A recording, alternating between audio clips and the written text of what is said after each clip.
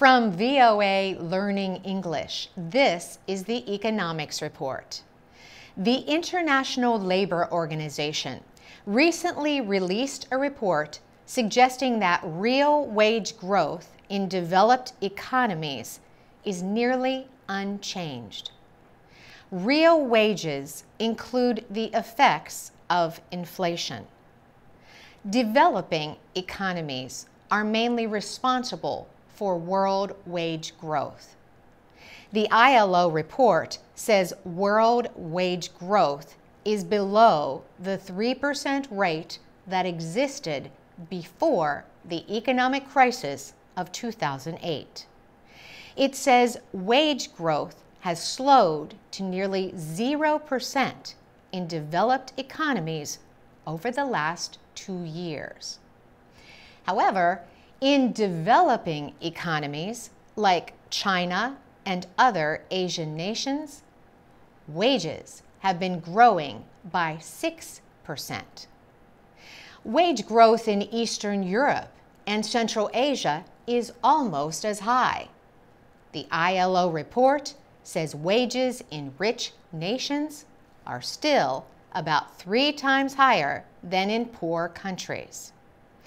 It says workers in developed countries earn $3,000 a month on average, compared to $1,000 a month for developing nations.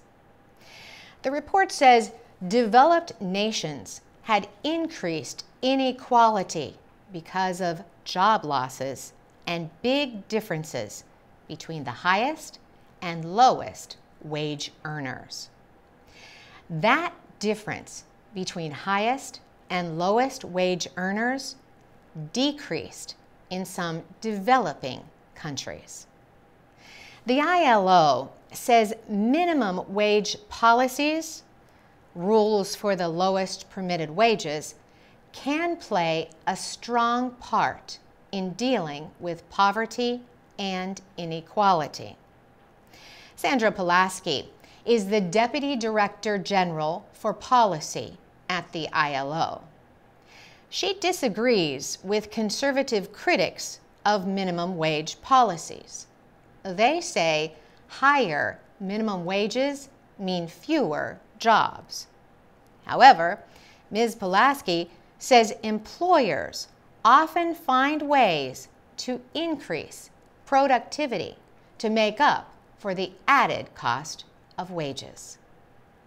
For VOA Learning English, I'm Carolyn Prasuti.